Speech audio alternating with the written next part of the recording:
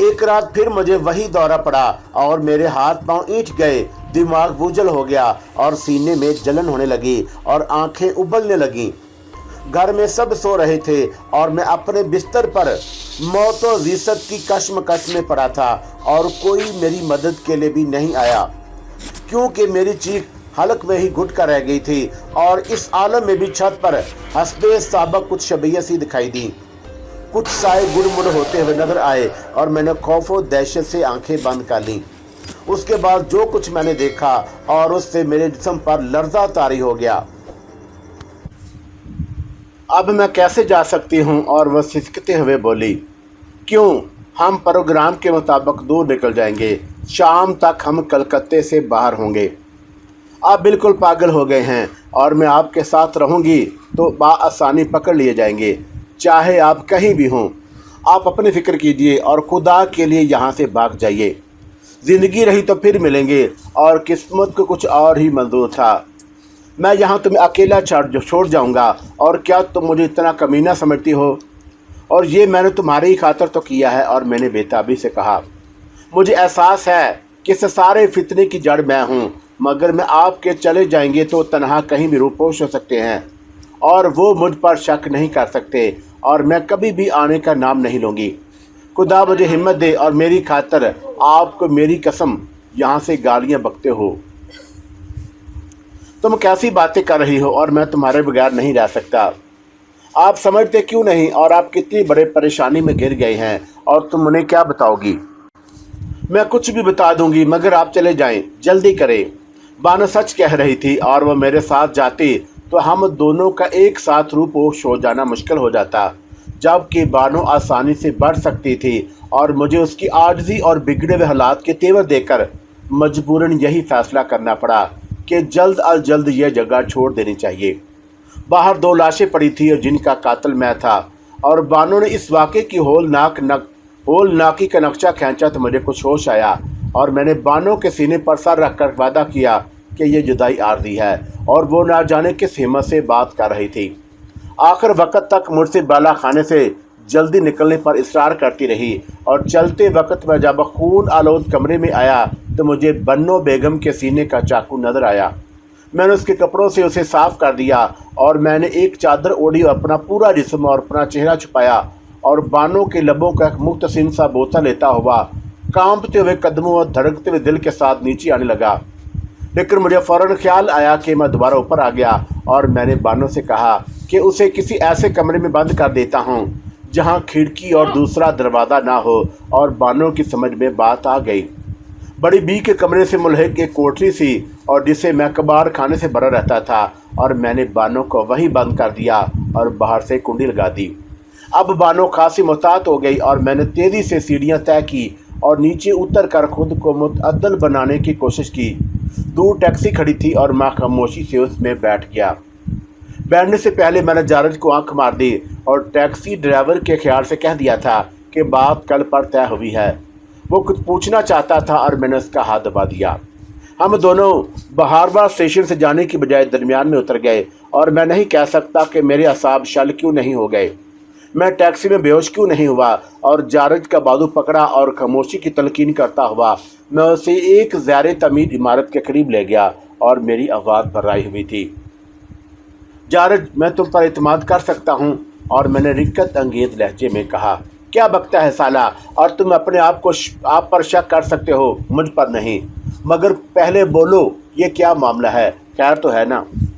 ज़्यादा बातें करने का वक्त नहीं है जारज, और तुम्हारा दोस्त मुसीबत में घिर गया है। और मेरी ज़ुबान में लुकनत आ गई और मैंने सारा वाक़या जारज को सुना दिया और जारज की आंखें फट गईं।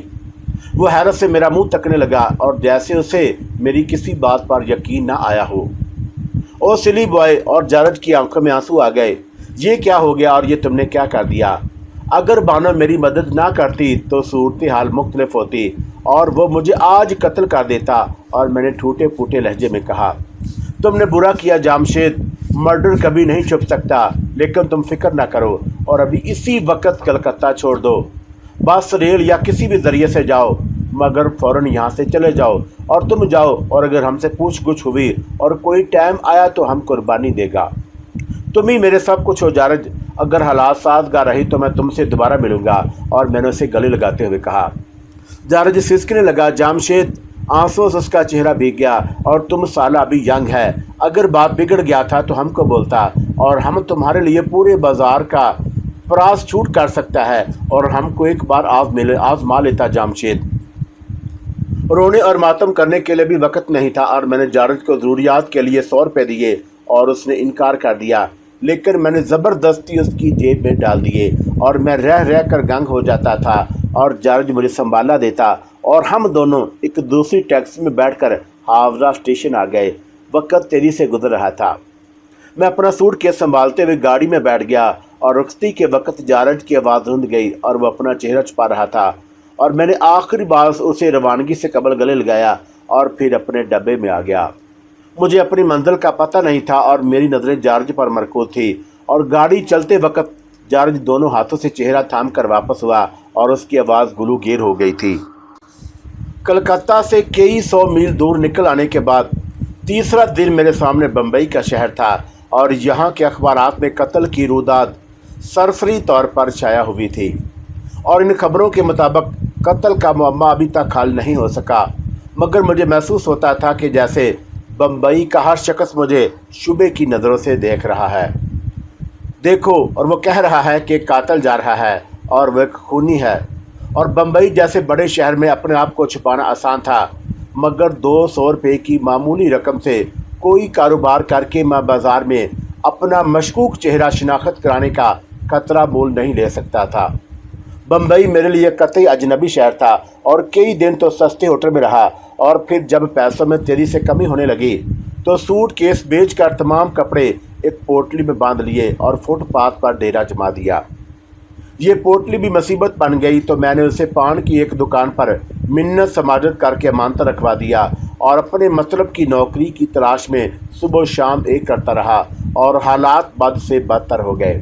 रफ्ता रफ्ता आखिरी पूंजी भी ख़त्म हो गई, और होशो हवास भी बतदरीज ख़त्म होते गए, और 3 माह इसी तगो दो में बीत गए। काम नहीं मिला तो पैरों पर खड़े होना दूभर होने लगा, और कम तरीक एहसास बढ़ता ही गया, और खुद ही घटती गई, और बम्बई छोड़ कर देखा कि यह शहर बिल्कुल रास नहीं आया था। कई शहरों देहातों और कस्बों में किस्मत आजमाई की, और खाक छानता हुआ दोबारा बम्बई वापस आ गया, और यहाँ कभी कभी रोटी तो नसीब हो जाती, और जिस्म पर सिर्फ एक गलीज जोड़ा रह गया, और कभी मजदूरी मिल जाती तो खा लेता, वरना कई फाके करता। और एक कातिल फांसी से बचने के लिए जो अजाब उठाता है, वो अजाब फांसी से ज़्यादा शदीद होता है। अगले दिन मैं फुटपाथ पर लेट गया, और पहली रात नींद नहीं आई थी, इसलिए आज आंख जल्दी खुल गई, और अभी मुझे सोए हुए ज़्यादा देर ना हुई थी कि मुझे अपने करीब कोई आहट महसूस हुई, और मैंने बदहवासी में आंखें खोल कर देखा। एक नन्हा बच्चा मेरे पाँव में लौट रहा था, और नज़दीक ही एक औरत बैठी हुई उसे वापस बुला रही थी, मगर नन्हा मेरे पैरों से चिमट गया और मेरी नींद भाग गई। औरत खाना बदोश मालूम होती थी और बेहद खस्ता हाल, मगर नौजवानों खूबसूरत, और मैंने मुंह फेर लिया। माँ ने बच्चे को मेरे पैरों से उठा लिया, और चंद मिनट के बाद एक ख़ास ऐसी आवाज़ मेरे कान में पहुंची जैसे कोई लुकमा चबा रहा हो, और मैं बेचैन हो गया। मुड़कर औरत की तरफ देखने में सुबकी सी महसूस हुई, और भूख फिर ओत कर आई। वो खाती जा रही थी और गाती जा रही थी और तालियां बजा रही थी, और बच्चा भी बराबर गूं गा किए जा रहा था, और मैंने होंठ सुकेड़ कर नफरत से बेख्तियार उसकी तरफ देखा। उसी वक्त औरत ने मुझे देखा और किसी तहमीद व तकल्लुफ़ के बगैर मुझसे पूछा, बाबू भूख लगी है? औरत की निगाह बहुत तेज़ होती है, और मर्द की हर भूख पहचान लेती है, और मैं शर्मसार सा हो गया, जैसे किसी ने मेरे मुंह पर जूता खींच कर मारा हो। और वो अपना लहंगा और रवि अखबार पर रखी हुई रोटी संभालती हुई एकदम उठकर मेरे पास आई, और आलती मालती पार कर बैठ गई। रोटी हम दोनों के दरमियान रखी थी, और बच्चा भी औरत के पीछे घुटनों घुटनों चलता हुआ वहीं आ गया, और औरत ने एक लुकमा मुंह में रखते हुए कागज़ मेरी तरफ खिसका दिया। खा ले, कुछ जहर मार कर ले। और उसके लहजे में बड़ी तलखी थी। औरत को भूख मिटाने का फ़न आता है, और मैं रोटी की तरफ देखने से उस तरफ नज़रें चुरा रहा था जैसे उसे देखना गुनाह हो, और मेरे झिझक देखकर उसने कहा, सोचेगा तो ख़त्म हो जाएगा, ले शुरू कर। चल, कुछ तू खा ले और कुछ मैं खाती हूँ, और दोनों का गुजारा हो जाएगा। دیر نہ کر، مجھے بھوک لگی ہے۔ اور پھر انکار کی جرأت نہ ہو سکی کیونکہ بھوک شدید تھی اور وہ عورت کا لہجہ ہر قسم کی آلودگی سے پاک تھا۔ چنانچہ جیسے اس نے دوبارہ دعوت دی اور میں نے کھانا شروع کر دیا۔ روٹی موٹی تھی اور اس پر گھی چپڑا ہوا تھا اور روٹل اور تھوڑا سا مرچوں بھرا قیمہ رکھا تھا۔ ماں کے لائی ہو؟ اور میں نے کھاتے کھاتے نظریں ملائے بغیر پوچھا۔ یہ سوال میں نے کس کمینے پن سے کیا تھا اور مجھے خود اس سے گھن آنے لگی۔ مانگو نہیں تو کچھ نہیں ملتا، اور اس نے فوراً جواب دیا، ہاں تو سچ کہتی ہے۔ اور میں ٹھنڈی آہ بھر کر بولا، بہت دکھی معلوم ہوتا ہے۔ کچھ دیر کے بعد وہ بولی۔ میں نے جواب نہیں دیا اور عورت نے بھی دوبارہ نہیں پوچھا، اور جب وہ لیٹ گئی تو بولی، بمبئی کب آیا تھا؟ کئی مہینے ہو گئے۔ اور میں نے بے دلی سے کہا، اور کچھ کام نہیں ملا؟ پھر نہیں ملا اور میرے ساتھ رہے گا؟ اور وہ کسی جھجک کے بغیر بولی، کہاں؟ جہاں میں رہتی ہوں۔ تو کہاں رہتی ہے؟ اپنی جھونپڑی میں، اور آج رات تو مجھے دیر ہو گئی اور پھر بارش ہو گئی تو میں ادھر ہی رک گئی ہوں۔ میں بہت منحوس ہوں۔ اور میں نے زیر لب کہا، اور میں کون سی باغیا شالی ہوں؟ تو پریشان ہو جائے گی، تیری مرضی۔ اور وہ بحث کرنا نہیں چاہتی تھی۔ میری وہ رات اسی عورت کے ڈالی کے ساتھ گزری، اور ڈالی جب کھلی تو مجھے اپنی زخم حقیر محسوس ہوئے، اور وہ ایک درد مند اور فیاض عورت تھی۔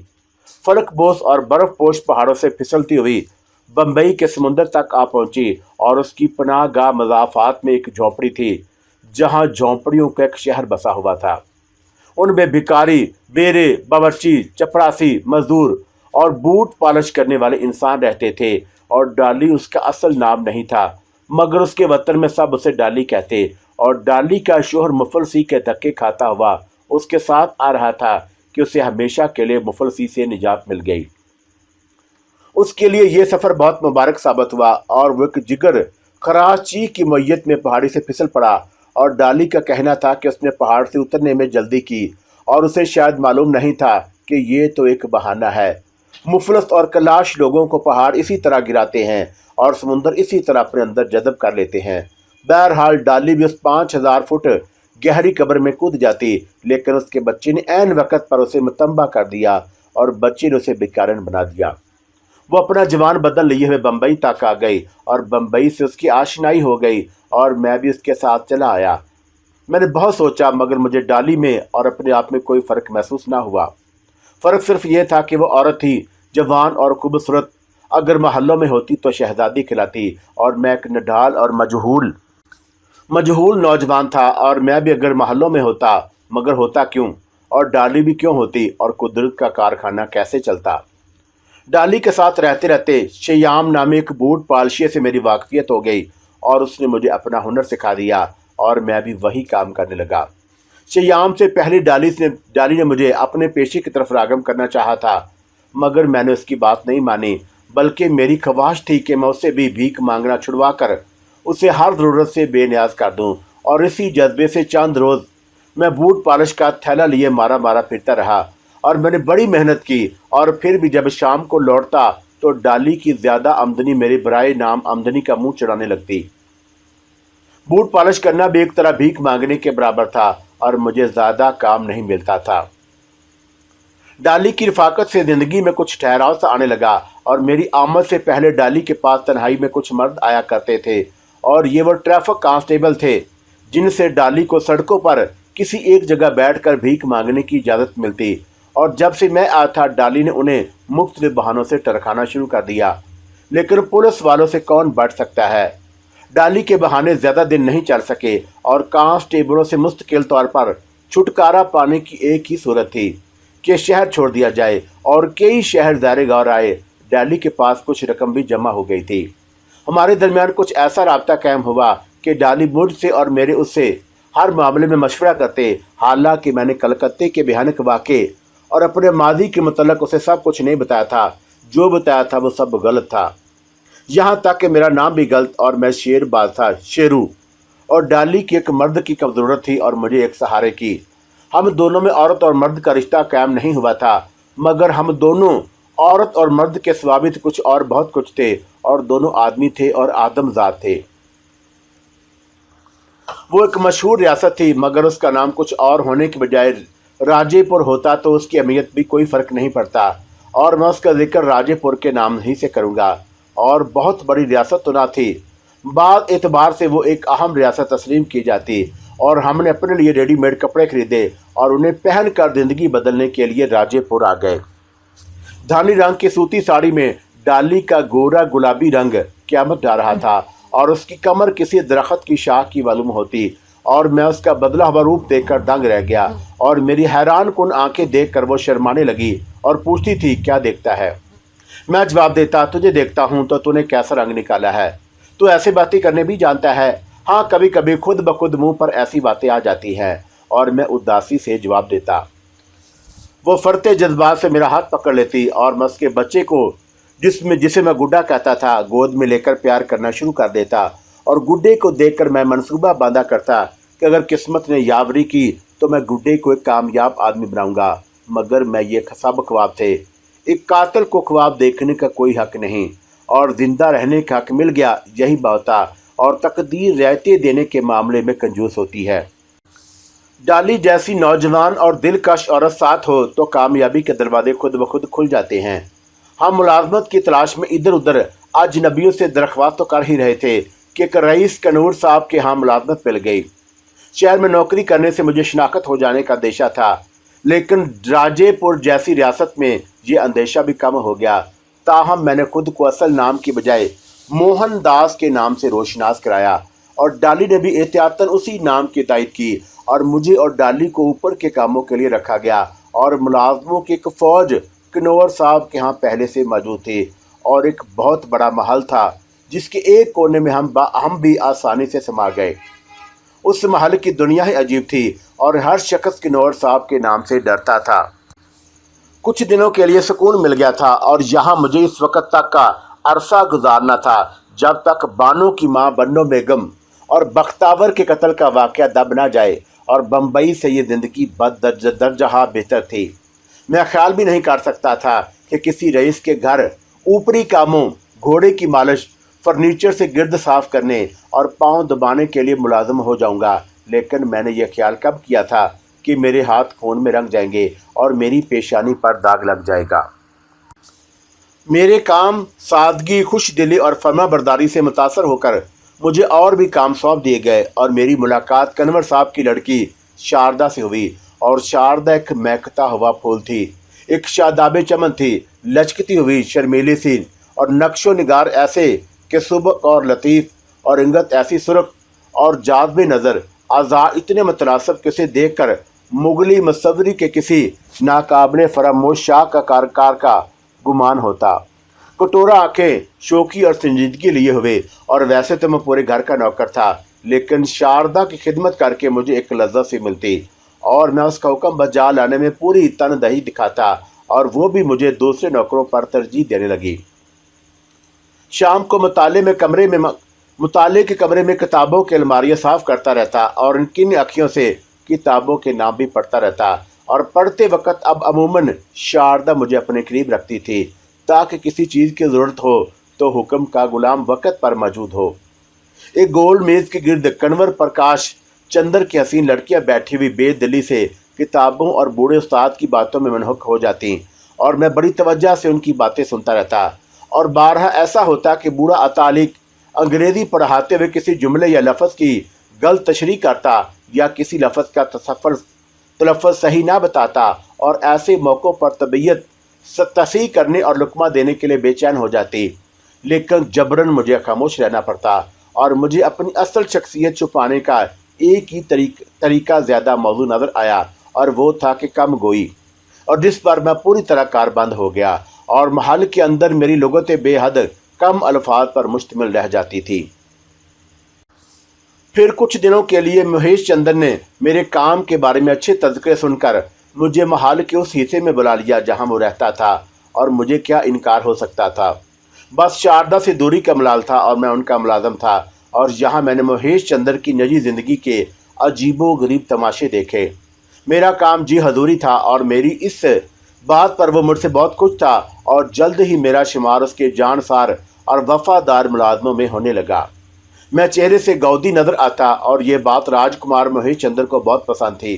वो कहता था गधे इधर आओ, और मैं कान हिलाता व उसकी खिदमत में पहुंच जाता और उसके हुक्म की तामीर इस तरह करता जैसे मैं उसी अजीम मकसद के लिए तख्लीक किया गया हूँ।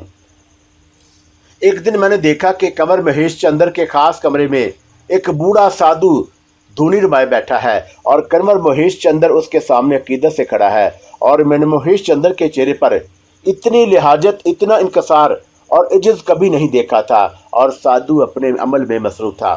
कई मुलाजमों को आवाज़ दी गई और वो अंदर आ गए और फ़ौरन वापस आ गए। और फिर मुझे अंदर बुलाया गया और मैंने ये मंजर देखा कि जैसे मैं अंदर पहुंचा, साधु की आंखों में एक चमक पैदा हो गई। वो कुछ बेचैन सा हो गया और उसने अपना हाथ उठाकर फिर नीचे गिरा लिया और कंवर महेश चंद्र उसके पैरों पर गिर गया और मुझे बाहर जाने का इशारा कर दिया। मेरी समझ में कोई बात ना आई, अलबत्ता वो मुझे एक जहनी अजाब में मुब्तला कर गया।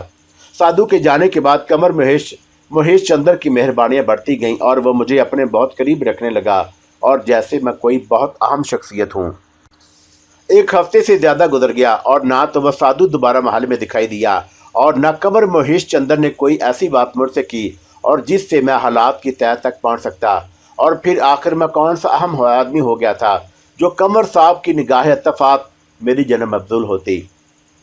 महेश चंद्र के यहाँ अजीबो गरीब हुलिये और वाज़ा कत्ते के अशखास की आमद व रफत खासी थी और उनमें साधुओं, पंडितों, पुजारियों और जोगियों की कसरत थी। और उस दिन से वो साधु मेरे लिए एक मुअम्मा बन गया और यके बाद देगरी मुलाजमों का मुखातब करना और उन्हीं में से मेरी पेशी और मुझे देखकर साधु की आंखों में एक ख़ास किस्म की चमक पैदा होना।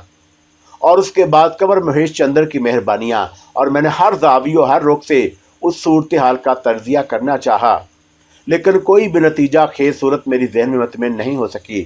और मैं अपनी नज़र में खुद एक मशकूक शख्स था, इसलिए कि हर खिलाफ मामूल बात से जहन उलझ जाता और तरह तरह के वसवसे दिल में घर कर लेते।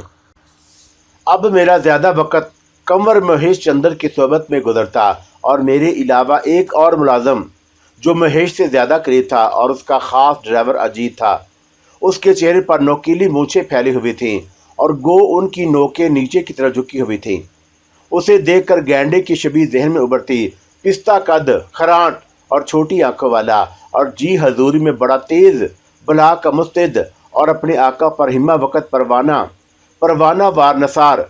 और मैंने फर्मा बरदारी में बहुत सी तालीम उसके तौर तरीके से हासिल की थी और उसे सिर्फ हाँ करना आता था और नहीं का सीगा वो शायद जानता ही ना था। और प्रकाश भवन में नहीं कहने का हक महाराज प्रकाश चंद्र राजकुमारों और राजकुमारियों के सिवा किसी को नहीं था। अजीत खुफिया तौर पर अपने मालिक की खिलवत तक हसीन और नोबा नो लड़कियां पहुंचाता और वह किसी हद तक महेश का मुंह चढ़ा भी था और बहुत सी बातें बेतकल्फी से कर लेता था, लेकिन उस बेतकल्फी में भी बड़ी वफादारियां जानसारियां होती थीं। और मैंने अक्सर उसे कन्नौर के गुस्से के सामने लड़ते कामते भी देखा और किन्नौर उसे यूं फूल डाग जैसे खताबात से नवाजता रहता और उन्हें सुनकर अजीत के चेहरे पर बशाशत छा जाती और मुझे अपने काम से काम रहता था। मुलाजमों को सख्ती से हदायत कर दी गई थी कि वे एक दूसरे के मामलात में दखल ना दें, लेकिन अजीत को कंवर महेश का ड्राइवर होने और मकसूद खिदमत अंजाम देने के सिले में खासी रियायतें मिली हुई थी और वह सब मुलाजमों पर हावी रहता था। कंवर महेश चंद्र के पास अंग्रेज भी आते थे और इस वक्त खास मुलाजमों के सिवा सब का दाखिला बंद हो जाता। अंग्रेज मेहमानों की तवाज़ा शराब से की जाती और शराब पिलाने के लिए ख़ास कद्दाम मौजूद थे और उनमें कभी कभी मुझे भी तलब कर लिया जाता। एक दफ़ा मैं मेज़ पर सलीके से जाम रखने में मसरूफ़ था और मेरी कोशिश थी कि कोई आवाज़ पैदा किए बगैर जाम और बोतलें मेज़ पर सजा दूँ। कंवर अंग्रेज़ों से सियासी मामले पर गुफ्तगू कर रहे थे और उनकी गुफ्तगू मेरे काम में हर्ज हो रही थी। और जब राजेपुर रियासत के महाराजा का तज़किरा आया तो मेरे हाथ से बोतल मेज़ पर गिरते गिरते बची और अंग्रेज़ कंवर महेश चंद्र से राजेपुर की रियासत के मौजूदा महाराजा को बेदखल कर देने की गुफ्तगू बड़ी बेबाकी से कर रहा था और मैंने अपने आप को संभाला। कंवर महेश चंद्र ने मेरी तरफ चौंक कर देखा, लेकिन मैंने अपने चेहरे पर ऐसे तासरात पैदा कर लिए जैसे कमर के खौफ और दहशत से बोतल मेरे हाथ से छूटते छूटते रह गई हो।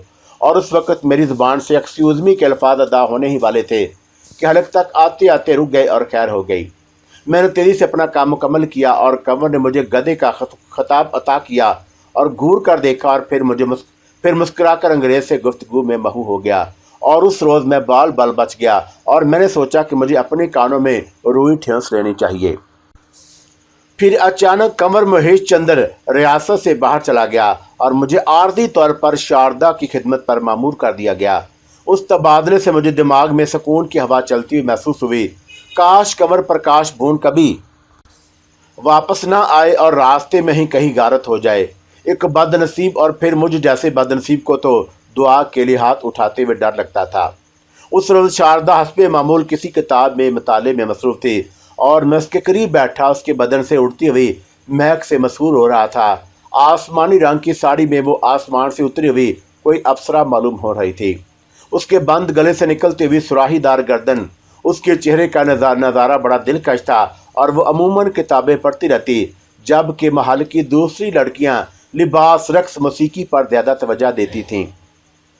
वो तीतरियों की तरह इधर उधर उड़ती फिरती और शारदा उन सब के मुकाबले में संजीदा, बावकार और ज़हीन लड़की थी। जब से मेरी ड्यूटी बदली थी और मैं अक्सर उसके सामने ही रहता और वह पढ़ती तो मेरा दिल भी किताब उठाकर पढ़ने को चाहता।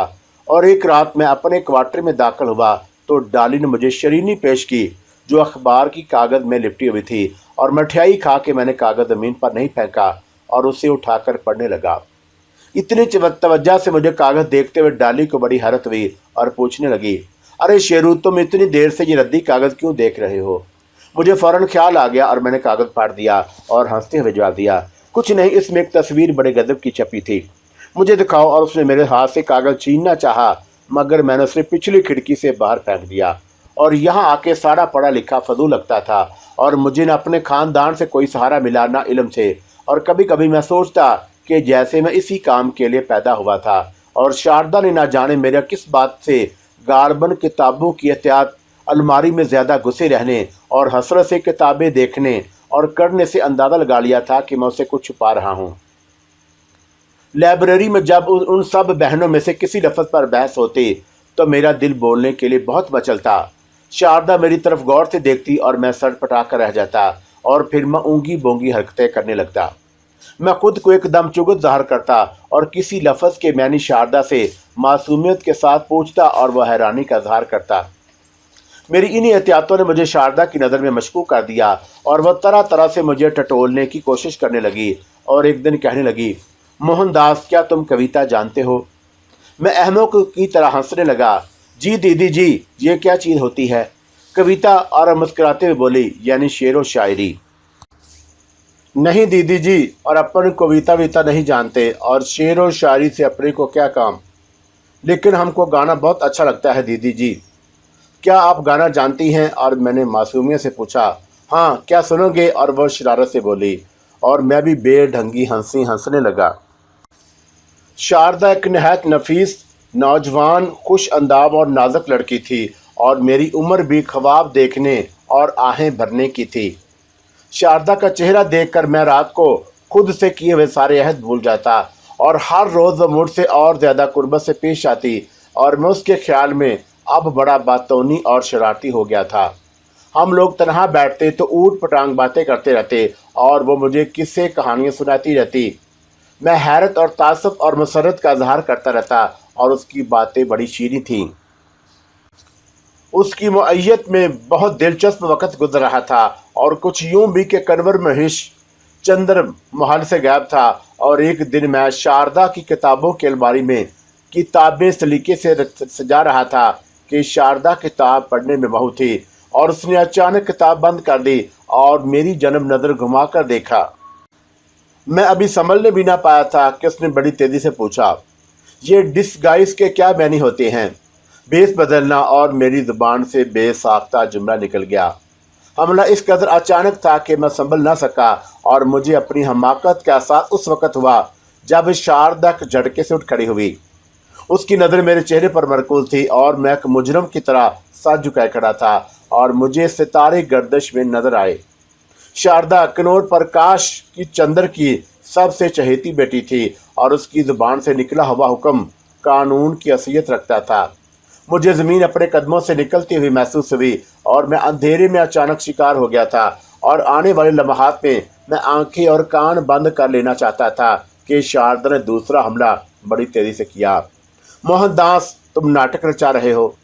राजकुमारी जी, और मेरी ज़ुबान से सिसकते हुए सिर्फ यही अल्फाज निकले, और इस नाटक का कारण पूछ सकती हूँ? उसने तलखी से कहा। राजकुमारी जी, मुझे माफ़ कर दो। और मैंने हाथ जोड़ते हुए कहा, और समय ने मुझे भेस बदलने पर मजबूर कर दिया था। और वह हैरत से मुझे देखती रही। कहाँ तक तालीम हासिल की है? और उसने खुश्क लहजे में पूछा। अब किसी नाटक की जरूरत नहीं। जी नहीं, और मैं अब आपसे कुछ नहीं छुपाऊंगा। और मैंने आर्जी से कहा, कहाँ तक पढ़ा है? और वह मेरी आर्जी से किसी कदर मुतासर हो गई थी। बीए तक। और मैंने दबी ज़बान में जवाब दिया, और आफियत इसी में थी कि मैं झूठ से परहेज करता। चुनाचा मैंने साफ गोई से कह दिया, और राजकुमारी जी, मैं भगवान की सौगंध खा के कहता हूँ कि भेस बदलने का मतलब इसके सिवा कुछ नहीं कि फाको ने मुझे मजबूर कर दिया था, और मैं बहुत मजबूर हो गया था। कहीं मुलाजमत ना मिली तो मैंने खुद को गिरा दिया, और मैंने वो इल्म ही छोड़ दिया जो मुझे फाको में रखता था। तुम्हारा असली नाम क्या है? और उसने वकार से पूछा। मोहनदास। और मैंने सादगी से जवाब दिया। डाली से तुम्हारा क्या संबंध है? और शारदा ने एक बार फिर डाली के मतलब पूछा। और पहले तो मैं टाल गया था, लेकिन अब बताए बगैर कोई चारा न था, और मुझे यकीन था कि डाली का नाम ज़रूर आएगा। मेरी असलियत का एक रुख बेनकाब हो चुका था, और दूसरा रुख मेरे जिस्म में सनसनी दौड़ गई। अगर किसी को यह मालूम हो जाए कि मैं मुसलमान हूँ तो। और चंद लम्हों तक मैं ज़मीन की तरफ नज़रें झुकाए खड़ा रहा, और फिर मैंने बड़ी आहिस्तगी से अपनी गुर्बत और किस्मत की सितम ज़रीफ़ी की फर्जी कहानी शुरू कर दी। डाली के बारे में मैंने बड़ी हद तक साफ गोई से काम लिया, और अपने ख़ानदान के सिलसिले में भी नाम, मकाम और कुछ वाक़यात बदल कर एक अलमनाक कहानी का ताना बाना बुन दिया। और फिर अपनी किस्मत का फ़ैसला सुनने के लिए शारदा की तरफ नज़रें उठा दी, और मेरा दिल गवाही दे रहा था कि ये हालात सुनकर वो मुझे ज़रूर माफ़ कर देगी। मोहनदास। और चंद लम्हों के सकूत के बाद उसके लब हिले। जानते हो कि अगर महाराज के कानों में तुम्हारी असल रूप की भिनक पहुंच गई तो तुम्हारा अंजाम क्या होगा? मुझ पर मेहरबानी कीजिए राजकुमारी जी। और मैंने दोबारा हाथ जोड़कर कहा, अगर आप एक गरीब और मजलूम शख्स की मदद करेंगी तो महाराज तक कोई बात नहीं पहुंचेगी, और भगवान के लिए महाराज से कुछ ना कहिएगा। मैं वचन देता हूं कि बहुत जल्द खुद अपना मुंह काला कर लूँगा। क्या तुम अभी इसी वक्त यहाँ से जा सकते हो? और गालबन मेरे चेहरे पर सफ़ेदी छा गई, और मैं वीरान नज़रों से उसे देखने लगा। आपका यही हुक्म है तो चला जाता हूँ। और मैंने करब से कहा। शारदा के चेहरे पर मुस्कुराहट छा गई। मोहनदास। और वो मैंने खेद लहजे में बोली, तुम यहाँ से नहीं जाओगे। मैंने घुटनों के बल ज़मीन पर बैठकर प्रणाम किया, और एक वफादार गुलाम की तरह ज़मीन पर नज़रें जमाई रहा। उसकी मैंने खेद मुस्कुराहट से मैं हज़ार मैंने अखज़ कर सकता था, और फिर भी मैंने चंद ही महीनों पर इत्तफाक किया, और इत्तफाकन या उम्दा नफ्सियाती तरीके से मेरी हैसियत का खोल उतर चुका था। और मुझे कहीं दूर एक खुशी भी महसूस हुई कि अब मेरे सिलसिले में उसकी साबका रवैया बदल जाएगा, और कम से कम दूसरों के मुकाबले में मेरी हैसियत मुमताज़ हो गई होगी। मैं कोशिश करूंगा कि तुम्हें फिर मेरी खिदमत पर लगा दिया जाए। और उस बार शारदा के लहजे में नरमी और हमदर्दी थी। राजकुमारी की सेवा करना मेरे लिए बासे फ़ख्र होगा, और इससे ज़्यादा मेरे लिए खुशी की कोई और बात नहीं हो सकती। लेकिन मेरा ख्याल है कि कंवर महेश चंद्र जी उसे पसंद नहीं करेंगे। ये सोचना मेरा काम है। और शारदा ने तेजी से कहा, और फिर किसी तेवरा कर बोली, और दूसरों की मौजूदगी में तुम मेरे लिए एक मुलाजिम हो। लेकिन जी जी। और मैंने इस्तफामी अंदाज में उसे देखा। हाँ। और वो इत्मीनान से बोली, और सुनो, मेरे सामने ये नाटक करने की कोशिश ना करना, और ठीक ठीक लहजे में बात करना। ये जी हजूरी खुशामदीपन तुम पर अच्छा नहीं लगेगा। आपकी मेहरबानी। फिर वही जी बेहतर आदत पड़ गई है, और छूटते छूटते जाएगी। और मैंने सीधी तरह खड़ी होकर फसाहत से कहा। उसी वक्त शारदा की बहन शंतला कमरे में आ गई, और मैं बाहर निकल आया। रात के तकरीबन 12:30 बजे का अमल होगा, और डाली अपने बिस्तर पर मौजूद नहीं थी। उसका बच्चा अफ्यून खाए सो रहा था, और मैंने उसे साथ लिटा लिया, और उसके गोल मटोल बच्चे से मेरी मोहब्बत बढ़ती जा रही थी। वो मुझसे बुरी तरह हिल गया, और उसी वक्त दरवाजे पर दस्तक हुई, और मैं गनूदा था, और उठ के दरवाज़ा खोला तो अजीत को देखा। खिलाफी तवक्का उसे इस वक्त अपने दरवाजे पर देखकर मेरा माथा ठनका। और अजीत कंवर जी का बड़ा बेटा था। पिछले कई दिनों से मैं महसूस कर रहा था कि वो डाली में दिलचस्पी ले रहा है, और डाली ने जवाब में किसी नफरत का इजहार नहीं किया था। और मैंने यूं ही डाली के मामलात में दखल ना देने की कसम खाई थी, और मैंने उसे टोकने का कई बार इरादा किया, इशारतन कहा भी, मगर मैं उससे कौन का कौन होता था, और वो मेरी मोहसिना थी। और अगर वो ना होती तो शायद मुझे प्रकाश भवन में मुलाजमत ना मिलती और हमारे दरमियान औरत और मर्द का कोई रिश्ता कायम नहीं हुआ था। अजीत का इस तरह रात गए तक दस्तक देना मुझे नागवार गुजरा और मैंने तय कर लिया कि अगर अजीत ने मुझसे डाली के मुतलक सवाल किया तो ख्वाह नताइज कुछ भी बरामद हो और मैं उसे 2-3 दांतों से ज़रूर महरूम कर दूंगा। जिस्मानी तौर पर वह मुझसे निसफ भी नहीं था। शराब और औरतों ने उसे अंदर से खोखला कर दिया। जो सेहत थी वो कंवर महेश चंद्र की जूटन के सबब थी और देखने में खासा तवाना नजर आता। क्या बात है? और मैंने नाखुश गौरगवार नज़रों से घूरते हुए सवाल किया। कंवर बहादुर ने तुम्हें याद किया है, और जीत ने जमाही लेते हुए कहा और उसके मुंह से शराब का भपका आया। कंवर जी क्या वापस आ गए हैं? खुद ही जाकर मालूम कर लो और मुझे जो हुक्म मिला है तुम तक पहुंचा दिया। अजीत ने दोनों हाथ बुलंद करके जिस्म तोड़ अंगड़ाई ली और फिर अपने क्वार्टर में दाखिल हो गया और मैंने अंदर जाकर जल्दी जल्दी कपड़े तब्दील किए और बच्चे पर चादर डाली और बाहर का दरवाज़ा भेड़ कर महल के उस हिस्से की जानब चल पड़ा जो सिर्फ कंवर मोहिश के लिए मखसूस था। मैं सीधा उसके खास कमरे की तरफ गया और बाहर कनौर का बूढ़ा मुलाजम हरिदास मौजूद था। मैं समझ गया कि अंदर क्या रंग जमा होगा और हरिदास के दरवाजे पर मौजूदगी इस बात की ज़मानत थी कि अंदर कनवर किसी लड़की के साथ रियाज़ो न्यास में मसरूफ़ है और मैंने दरवाजे के करीब रखा हुआ इंटरकॉम इस्तेमाल करना ज़्यादा मुनासिब समझा। चंद सानिये बाद कमर की करख्त आवाज़ सुनाई दी, कौन गधा है डीम फूल? मैं मोहनदास हूँ हजूर। और मैंने खाकसारी से कहा और जीत ने बताया है कि मालिक दास को याद कर रहे हैं, इंतज़ार करो। और मैंने बहर और हजूर कहकर रिसीवर रख दिया और हरिदास ने मुझे बड़ी राजदारी से बताया कि कन्वर साहब कहीं से अंग्रेज़ी शिकार मार कर लाए हैं और उसके लिए बराबर वाला कमरा मखसूस कर दिया गया है। मेरे लिए ये कोई नई इतला नहीं थी और कन्वर जी से मुल्हिक कमरा हमेशा से शिकारों के लिए वक्फ रहता था। और हरिदास मुझसे बातें कर रहा था कि दरवाजे पर सब्ज़ रोशनी कप कप आने लगी और मैंने दरवाजे का पुश बटन दबाया और लड़ता हुआ अंदर दाखिल हो गया। कंवर महेश चंद्र के जिस्म पर बहुत मुख्तसर लिबास था और उसके करीब ही सफ़ेद बुलबुल बैठी हुई थी और उसने भी लिबास में इख्तिसार से काम लिया था और बदन का बलाई हिस्सा उसने तो एक तौलिए से छुपा लिया और तौलिया सीने पर टिकने से इनकारी था। मेज़ के आगे शराब की बोतलें रखी हुई थी और मैंने सलाम करके नज़रें झुका लीं। मोहनदास और कनवर ने मुझे दुरुस्त लहजे में मुखातब किया और मेरी गैर मौजूदगी में तुम्हें कोई परेशानी तो नहीं हुई?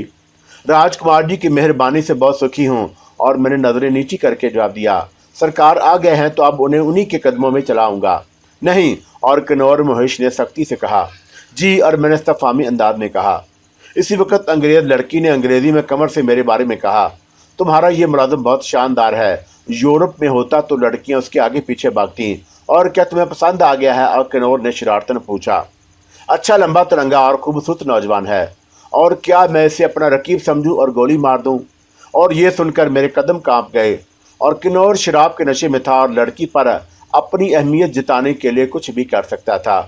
ओहो नहीं नहीं, अंग्रेज़ी लड़की हंसते हुए बोली, और मैं सिर्फ तुम्हारी हूँ, तो मुझसे अभी खून करा देती। और कनौर ने शौकी से कहा और उसके गले में बाहें डाल दी।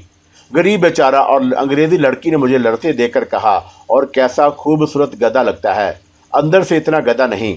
और ये हिंदुस्तान भी अजीब मुल्क है। और वह कनौर की आगोश में समसाते हुए बोली, और यहाँ तरह तरह का जानवर मिलता है। ये जानवर अंग्रेज़ औरतों को बड़े मरगूब होते हैं। छी। और उसने उसके लबों पर उंगली रखकर कहा, और तुम बहुत शरारती हो, जैसे मैंने हिंदुस्तान के राजकुमारों के बारे में सुना था, बिल्कुल वही। और फिर वह मेरी तरफ देख कर बोली, इसे क्यों बुलाया है? तुम्हें दिखाने के लिए। ओहो तुम बहुत हासद हो, और हिंदुस्तानी सारे हासद होते हैं। कनौर उसकी जुल्फ़ों से खेलने लगा और मेरे कान उसकी गुफ्तगू पर लगे हुए थे। मेरा बस चलता तो वहाँ से भाग जाता और पीछे मुड़कर ना देखता। हाँ मोहनदास। और कनौर ने सख्त गिर लहजे में कहा, और तुमने सुना कि कल से तुम हमारी तरफ ड्यूटी नहीं करोगे, और हमने इसी मकसद के तुम्हें तलब किया था, और कल से तुम शारदा और शंकुतला की तरफ अपनी ड्यूटी जारी रखोगे। जो हुक्म हजूर, मैंने चौंकते हुए कहा। और सरकार मुझसे कोई गलती हो गई? और कंवर महेश चंद्र का मकसद मेरी समझ में नहीं आ सका था। इसका ये मतलब नहीं कि तुम पर हमारी मेहरबानियां ख़त्म हो गई हैं। जी। मैंने आहिस्तगी से कहा, मैं समझा नहीं राजकुमार। हम नहीं चाहते कि तुम पर हमारी खसूसी नज़र अनायत का शोहरा हो और तुम हम में से दूर रहोगे और लोगों को बताओगे कि हम तुमसे नाराज़ हो गए हैं, समझे? जी हजूर। और मैंने तअज्जुब से कहा, یہ تم سے کہہ دیا گیا ہے، تم وہی کرو گے اور ہمارے اعتماد کو ٹھیس نہیں پہنچاؤ گے۔ اگر ایسی جرات کی تو تم… میں جانتا ہوں راجکمار، اور میں نے تیزی سے کہا اور ایک بار نظریں اٹھائیں۔ انگریزی لڑکی پوری طرح میری طرف متوجہ تھی، حالانکہ وہ کنور کی آغوش میں تھی، اور مہیش چندر کے مبہم حکم نے مجھے بکھلا دیا۔ پرکاش بھون میں کسی ملازم سے مہیش چندر کی ناراضگی کا مطلب آخری درجے کی سزا ہوتی ہے، موت۔ اور ابھی میں اس کا حکم کی گہرائی کے رموز تلاش کر رہا تھا کہ کنور مہیش چندر گلاس تھامے میرے قریب آ گیا اور میں لرز گیا۔ موہن داس، اس نے قریب آ کر سپاٹ لہجے میں کہا، ہم تمہیں پسند کرتے ہیں اور تم دوسروں کی طرح بزدل نہیں ہو، اور ہمیں بہادر ملازم پسند ہیں، بشرطے کہ وہ وفادار اور رازدار بھی ہوں۔ میں سرکار کا کتا ہوں۔ اور مہیش چندر کی آنکھوں میں روشنی سی ابھری، اور میں راج کمار کے حکم پر اپنا جیون بلیدان کر سکتا ہوں۔ اور میں نے دھڑکتے ہوئے دل سے کہا، ہمیں وشواس ہے اور ہمیں پورا یقین ہے کہ اگر یہ بات نہ ہوتی تو تم اس وقت پرکاش بھون میں محفوظ ہونے کے بجائے پھانسی کے پھندے پر لٹک رہے ہوتے۔ مہیش چندر نے ٹھوس آواز میں کہا، اور تم جانتے ہو کہ ہم کیا کہنا چاہتے ہیں، اور پرکاش بھون کے اندر تم پوری طرح ہماری حفاظت میں ہو۔ مجھے ایسا محسوس ہوا جیسے میرا دل کسی نے مٹھی میں بند کر لیا اور میری آنکھیں ابل آئیں۔ سرکار، اور میں نے اپنی کیفیت پر قابو پاتے ہوئے بڑی مشکل سے روندی ہوئی آواز میں کہا، سرکار، اور میں نے اس کے آگے ہاتھ جوڑ دیے، اور وہ سب کچھ جانتا تھا، اور یقیناً اسے میرے بارے میں سب کچھ معلوم ہو گیا تھا، اور مجھے اپنا وجود ریت کے ڈھیر کی طرح بکھرا ہوا لگا۔ موت کے تصور نے میرا خون منجمد کر دیا، اور میں ملتجی نظروں سے مہیش چندر کو دیکھا۔ بھول جاؤ موہن داس، اور کنور نے سرد لہجے میں کہا، اور ہم موجود ہیں اور اس وقت تک تمہاری سہایتا کرنے کو تیار ہیں جب تک تم ہمارے اشاروں کے پابند رہو گے۔ مجھ پر دیا کریں۔ اور میں نے گڑ گڑا کر کہا، اور تیزی سے جھک کر کنور مہیش کے پیر پکڑ لیے، اور میں سارا جیون آپ کے چرنوں میں بتا دوں گا۔ ہم وچن دیتے ہیں موہن داس کہ تم ہماری نظروں میں رہو گے تو ہر بد نظر سے دور رہو گے۔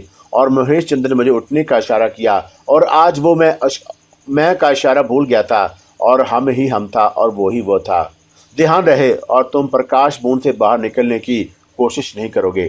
ایسا ہی ہوگا سرکار، اور ایک غریب کا وچن بھی دیکھیے۔ اور میں نے کانپتے ہوئے کہا، سب کچھ بھول جاؤ موہن داس، جاؤ سکھ کی نیند سو جاؤ، اور کنور مہیش چندر کی چھایا تم پر ہے، اور چھایا سے دور نہ جانا۔ رازداری، وفاداری، جان ساری، سمجھے؟ اور پرکاش بھون کے ملازموں کو ہمارے تمہارے درمیان ہونے والی بات چیت کی ہوا نہیں لگنی چاہیے سرکار۔ اور میں نے ہاتھ باندھ کر کہا، میں آپ کی مٹھی میں ہوں۔ سمے آنے پر دیکھا جائے گا کہ تم کس نسل کے کتے ہو، مہاراج میں۔ اور اسی وقت انگریز عورت اپنا ہوش ربا بدن سمیٹتے ہوئے کنور کے پاس آگے کہنے لگی، تم اسے کیا حکم دے رہے ہو؟ اور غریب لرز رہا ہے۔ اوہ! اور کنورس کی طرف متوجہ ہو کر بولا، ڈارلنگ، تم نہیں سمجھو گی۔ ریاستوں میں راجکماروں اور مہاراجوں کے ہاں کیا ہوتا ہے، یہ باتیں تمہاری سمجھ میں نہیں آئیں گی۔ اور پھر اس نے حقارت سے مجھے مخاطب کیا، تم اب جا سکتے ہو موہن داس، گیٹ آؤٹ۔ اور میں نے ہاتھ باندھ کر پرنام کیا، سلامی دی، اور دھڑکتے دل سے باہر چلا آیا۔ اور باہر روشنیاں جلملا رہی تھیں، مگر مجھے ہر طرف اندھیرا نظر آ رہا تھا، اور میرا دم گھٹتا ہوا محسوس ہوا۔ میں ہری داس کے قریب سے گزرتا ہوا آگے نکل گیا، اور ذہن بالکل معاف ہو گیا تھا۔ مہیش چندر کو میرے ماضی کا علم ہو گیا تھا، اور اس کے باوجود وہ میری مدد کرنے کو تیار تھا۔ میرے ذہن پر اس کی ایک ایک ضرب لگا رہی تھی، اور میرا سارا وجود لڑکھڑا رہا تھا۔ اور کنور مہیش چندر کو یہ سب کچھ کیسے معلوم ہو گیا؟ اسے بنو بیگم اور بختیار کے قتل کا راز معلوم ہو گیا ہے، تو میری اصلیت، میرا ماضی، میرے مذہب اور میری ذات پات کے بارے میں سب کچھ معلوم ہو گیا ہوگا۔ اور پھر وہ بار بار مجھے موہن داس کے نام سے کیوں مخاطب کر رہا تھا؟ اس نے مجھے میر جمشید عالم کے نام سے کیوں نہیں پکارا، اور مجھے شیر باز یا شیرو کہہ کر کیوں نہیں چونکا دیا؟ اور کیا اسے صرف میرے قاتل ہونے کی اطلاع ملی تھی؟ کیا ابھی اسے میرے نام اور ذات پات سے خبر نہیں ہوئی؟ اور اگر وہ میری اصلیت سے بے خبر ہے تو اسے قتل کے واقعات کا علم کس طرح ہوا؟ اور کیا یہ محض اس کا قیاس تھا؟ اور میں نے خود کو سمجھایا، یقیناً اسے یہ خبر ہو گئی ہے کہ میں یہاں چھپا بیٹھا ہوں، اور ممکن ہے اسے بہت زیادہ معلومات نہ ہوں۔ میری حالت قربانی کی اس بکری کی مانند تھی جسے پوری طرح ذبح کرنے کے بجائے زخمی کر کے مرنے کے لیے چھوڑ دیا گیا ہو۔ کہیں بے سکون نہیں تھا، اور کوارٹر تک پہنچتے پہنچتے میرا جسم پسینے سے شربور ہو گیا۔ ڈالی واپس آ گئی تھی، اور اس کا چہرہ بڑا پرسکون تھا۔ وہ جاگ رہی تھی، اور میں بے سدھ ہو کر بستر پر گر پڑا، اور ڈالی نے چپکے سے مجھے آواز دی، شیرو، شیرو۔ میں نے کوئی جواب نہیں دیا، اور ڈالی میرے سرہانے آ گئی، اور شیرو، اس نے میرے ماتھے پر ہاتھ رکھ دیا، और उसका हाथ पसीने से भीग रहा था। और शेरू तुम्हें क्या हो गया? वो परेशानी से बोली। कुछ नहीं डाली, तुम आराम से सो जाओ, मुझे नहीं बताओगी? और वह नाराज़गी से बोली। डाली, और मैंने उसका हाथ पकड़ कर झंझोड़ते हुए कहा, डाली खुदा के लिए यहाँ से भाग चलो। क्यों? और वह हैरानी से मुझे देखने लगी। शेरू बाहर की दुनिया भूल गए, दाने दाने को मोहताज थे और कूड़े के ढेर पर बसेरा था। और मैं भीख मांगा करती थी और तुम बूट पालिश किया करते थे, और वो बुरे दिन तुम भूल गए। वो दिन बहुत सुकून के थे डाली। और मैंने मुस्तरब होकर कहा। डाली मेरा अचानक बददिली का सबब जिद करके पूछने लगी, और मैं उसे कुछ बता भी नहीं सकता था। और जब उसका इसरार हद से ज़्यादा बढ़ा तो मेरी आंखों में आंसू आ गए, और मैंने उसके आगोश में सर रख दिया। और डाली ने मेरे बाल पकड़ लिए और वह खुद भी हिचकियों से रोने लगी।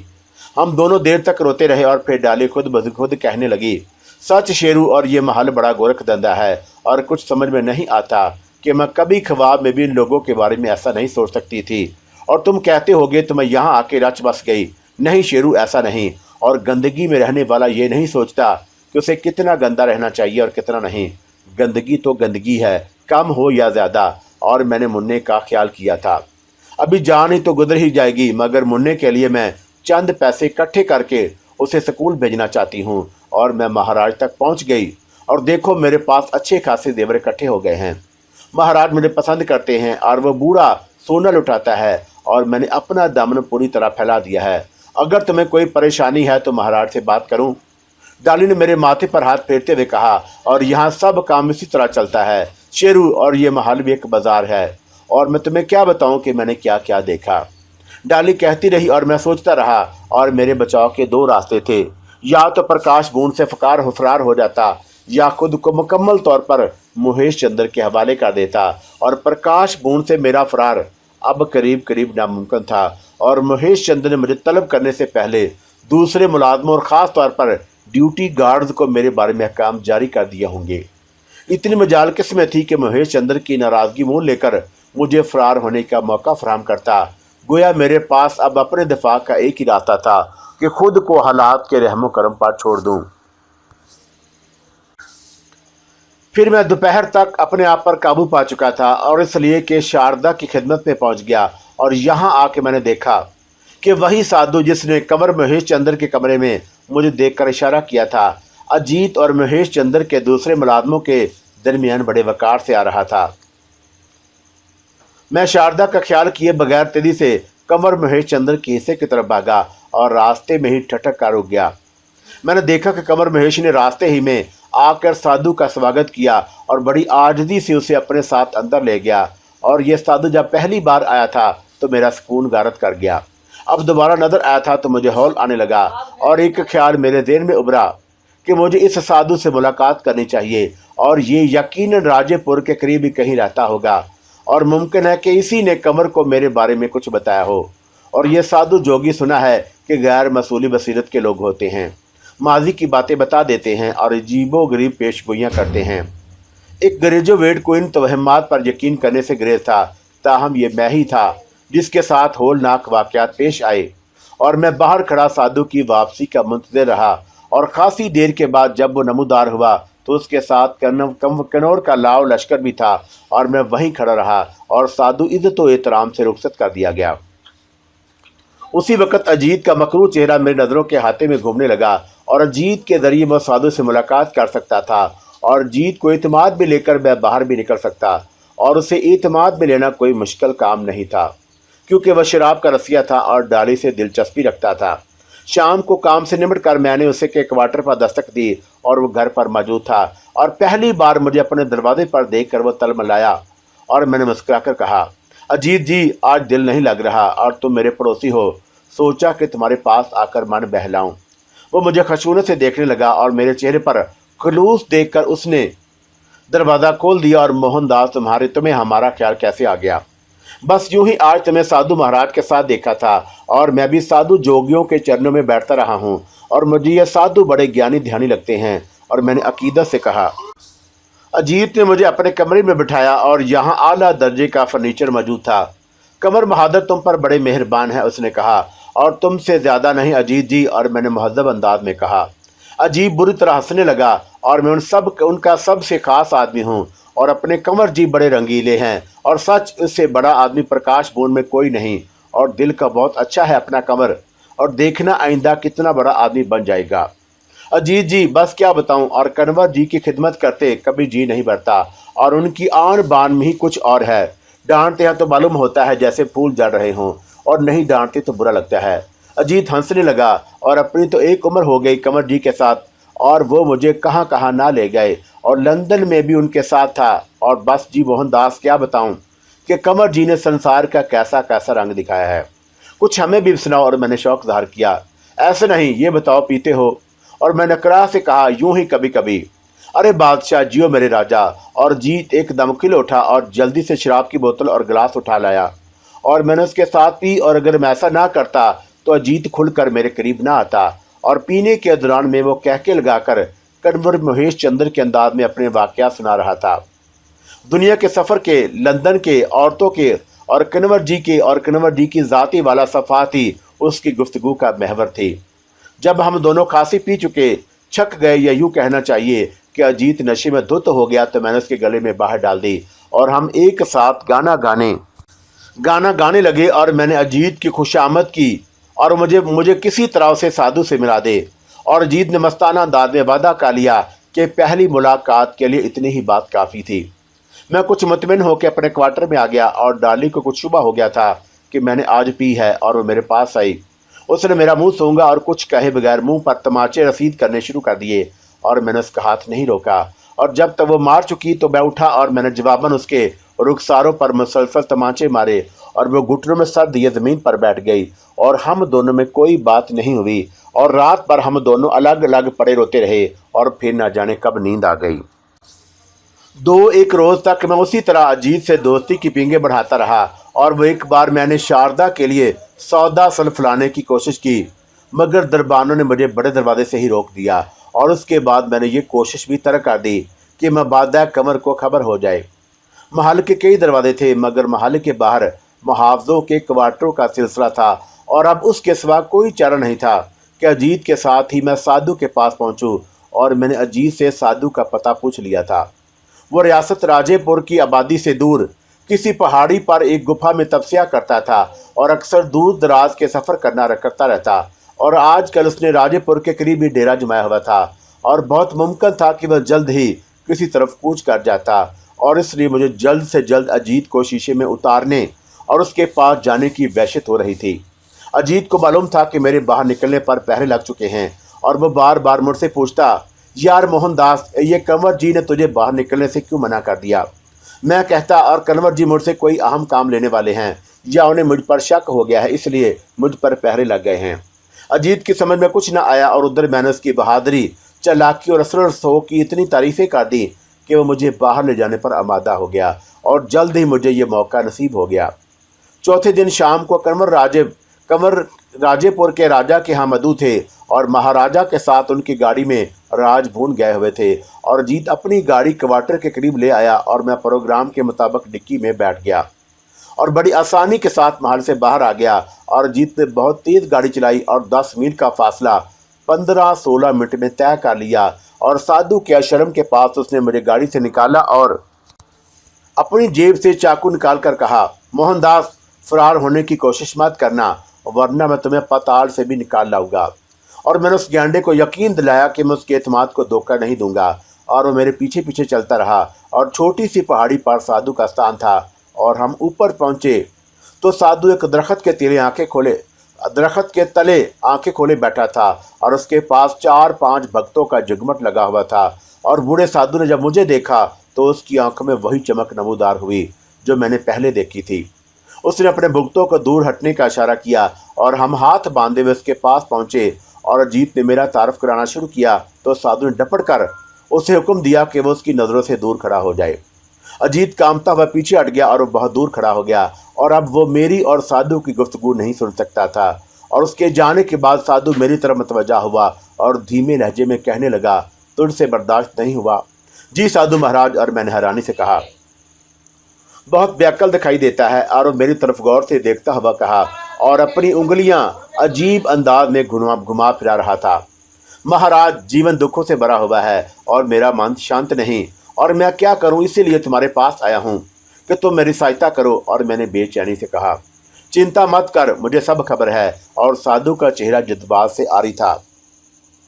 आप सब जानते हैं, आप जानते होंगे कि मैं बेकसूर हूं। जो कुछ हुआ उसमें मेरी मर्जी को दखल नहीं था और मैंने अपनी सफाई पेश की और कंवर जी को भी पता चल गया है। तू बहुत चित्तर है बालक। और साधु ने अपनायत के लहजे में कहा, और जानने आया है कि कंवर जी को कैसे पता चला। और कंवर जी को मैंने बताया था। मेरा कहा मान और कंवर के इशारों पर चल। मेरी समझ में नहीं आता कि कंवर जी मुझसे क्या चाहते हैं, और मैं तो पहले ही बहुत दुखी हूँ और हर जगह मौत मेरे पीछे पड़ी हुई है। और साधु महाराज भगवान के लिए मेरी सहायता करें, सहायता। और वह दृष्टि से बोला, मैंने तो बहुत कम उसे बताया है तेरे कारण, और अगर मैं कनौर को तेरा असल नाम बता देता तो वह तेरे शरीर के टुकड़े टुकड़े कर देता। तुम बड़े ज्ञानी दहानी हो। और मैंने शिकस्त कबूल करते हुए कहा, और तुम सब कुछ जानते हो। साधु मुस्कुराने लगा और जा प्रकाश भून में चैन की बंसी बजा। चैन की बंसी। और मैंने जहर खान से कहा, और वो तो बच चुकी महाराज, अब मेरे बुरे दिन फिर आ गए हैं और कंवर महेश की तलवार मेरी गर्दन पर लटक रही है। चिंता क्यों करता है, अभी तो बालक है और बाकी बातें भागिया पर छोड़ दे। साधु का लहजा थकम अमीर शफकत का था और ये बात साबित हो गई कि उसी साधु ने मेरे बारे में कंवर महेश चंद्र को बताया था। मगर ये सब है क्या, बात और उलझ गई थी और कुछ समझ में नहीं आता था कि क्या करूं। और शायद साधु मेरी वैश्य ददा चेहरे के तासरात पड़ रहा था और कुछ देर तक वह यूं ही मुझ पर नजरें जमाई रहा और फिर उसने मुझे नसीहतें करना शुरू कर दी। मैं सुनता रहा और जब वो खामोश हुआ तो मैंने सादगी से पूछा, मगर साधु महाराज, और तुम इन सब बातों का ज्ञान तुम्हें कैसे हो गया? इन चक्रों में मत पड़ और समय आने पर सब कुछ मालूम हो जाएगा। महाराज और किन्नौर जी मुझसे क्या काम लेना चाहते हैं? इंतजार कर बालक और धीरे से काम ले, मन शांत रख। और साधु ने गोल मोल जुमले कहे और फिर मेरे सर पर हाथ रखे आशीर्वाद देते हुए बोला, तेरी राम कहानी मुझे मालूम है और ज़माने ने तेरे साथ अच्छा सलूक नहीं किया और मिनश ने मिनश के साथ अन्याय किया है और ये घूर पाप है, मैं सब जानता हूँ महाराज। और मैंने धड़कते हुए दिल से पूछा, और मेरा भाई सिकंदर कहाँ है, क्या तुम उसके बारे में जानते हो? उसने चंद लम्हों के लिए सकूत अख्तियार किया और फिर बोला, पिछम की ओर भटक रहा है पागल, और मुझसे कौन सा पाप हो गया है जो मेरे साथ ऐसा हो रहा है? मैंने झंझलाकर कहा, और कब तक ये कष्ट उठाता रहूँगा? जाकर सो जा, आराम भली करेगा। और साधु ने एक बार फिर मुझे आशीर्वाद दी और फिर तेजी से घूमकर अपने वक्तों को आवाज़ दी। और अब वो मुझसे कोई बात नहीं करना चाहता था और मैं मजस में सवाल बना उसके सामने खड़ा था। और साधु को देख के उससे पहले मेरे जहन में जो गुबार था वो उसकी बातों से दूर हो चुका था और कोई अनजानी कुव्वत मुझे पुरसकून कर रही थी और कह रही थी, जो होना है उसे तू कैसे टाल सकता है? और मैंने हालात के आगे हथियार डाल दिए और आने वाले लम्हों का खौफ कम होने लगा और मैं भागा भागा अजीत के पास आया और हम दोनों नीचे उतर कर जल्द ही प्रकाश बून वापस पहुंच गए और किसी को कानों कान खबर ना हुई। दूसरे दिन मैं तमाम अंदेशे नज़रअंदाज करके शारदा की खिदमत में हाजिर हुआ और मेरे अंदर एक हौसला पैदा हो चुका था। शारदा के सिलसिले में पेश कदमी की जुरात भी ऊद कर आई। दूसरों की मौजूदगी में बात और थी, लेकिन तन्हाई में वो मुझसे दोस्तों जैसा सलूक करने लगी और मुझसे मुश्किल अल्फाज के मैंने पूछती और हल्की फुल्की बहसें करती और जो कुछ मुझे आता था और वो मैं अपनी बेहतरीन सलाहियतों के साथ शारदा के सामने पेश कर देता। मेरा ज़्यादा वक़्त उसी के साथ गुजरने लगा और इतने बड़े महल में तन्हाई के मौक़े कम मिलते और फ़ौरन कोई आ धमकता और हम दोनों की बातों और रवैयों का रुख बदल जाता। उस एहतियात ने शारदा के दिल में मेरे लिए एक ऐसी जगह बना दी जहां मैं अपने शौक़ की इमारत तमीर कर सकता था और आने वाले कल का पता नहीं था। सो मैं शारदा जैसी हसीन और नाजुक और कामनी लड़की के साथ कोई सुनहरा लम्हा ज़ाया करना नहीं चाहता था।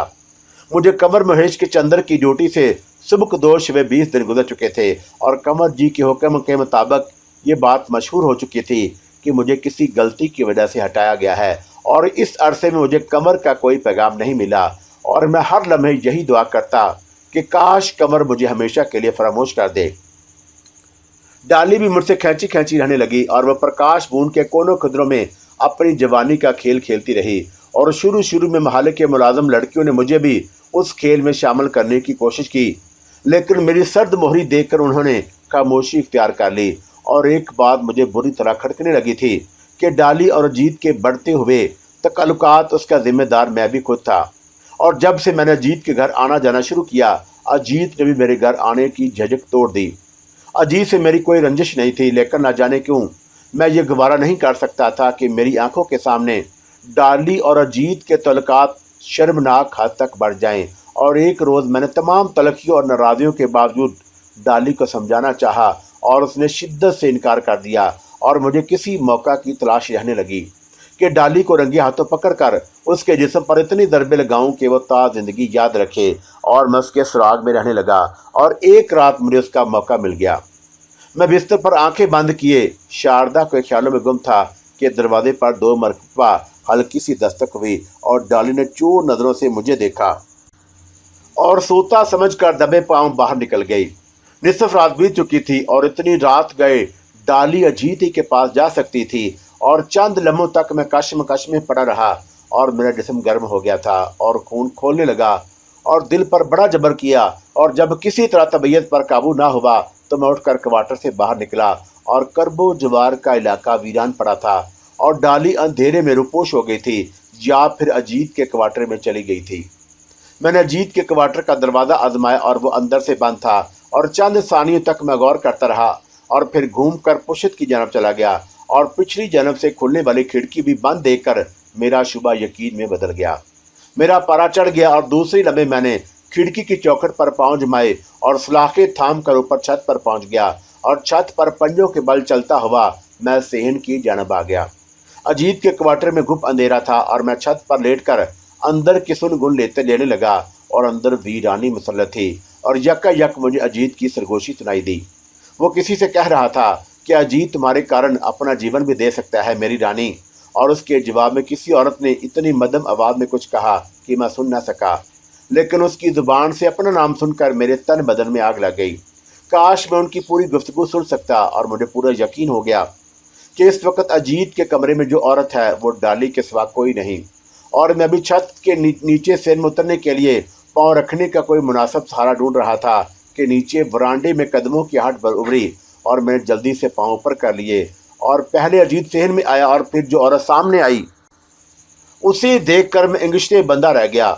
और अंधेरे के बावजूद मैंने शारदा की बड़ी बहन शंकुतला को पहचान लिया, और वह सेहन के दरमियान तक जाकर रुक गई और अजीत दरवाज़ा खोलकर बाहर निकल गया, और शायद वो ये देखने बाहर गया था कि लाइन क्लियर है या नहीं। मैं छत के आखिरी सिर पर लेटा हुआ था और शंकुतला को देख कर ज़रा भी जुम्बश नहीं कर सकता था, और अगर शंकुतला नज़र घुमाती तो यकीनन मुझे देख लेती। मैंने आहिस्ता आहिस्ता पीछे खिसकना शुरू कर दिया, और अंधेरे में अचानक मेरा पैर छत पर रखे हुए काठ कबाड़ में टीन के किसी क्लस्टर से टकराया, और आवाज़ पैदा होते ही शंकुतला ने तेजी से पलटकर छत की जानब देखा, और मैं अभी तक उसकी निगाहों की जिद पर था। खौफ और दहशत से मेरा बुरा हाल था, और मैंने सर छत के फर्श पर जमा दिया, और उसी लम्हे अजीत भी अंदर आ गया। और मैंने सोचा कि अगर शंकुतला का खटके का जिक्र अजीत से किया और वो ऊपर आ गया तो क्या होगा। ऐसा नहीं हुआ, और अजीत ने अंदर आते ही शंकुतला को लाइन क्लियर होने का इशारा किया, और शंकुतला जाने लगी तो अजीत को रंजिश बजा लाने के अंदाज में ज़मीन पर बैठ गया और शंकुतला का हाथ पकड़कर उसे चूमते हुए बोला, राजकुमारी के दर्शन कब होंगे। अजीत और शंकुतला ने नहुसत से कहा, और मुझे इस किस्म की बातें सख्त नापसंद हैं।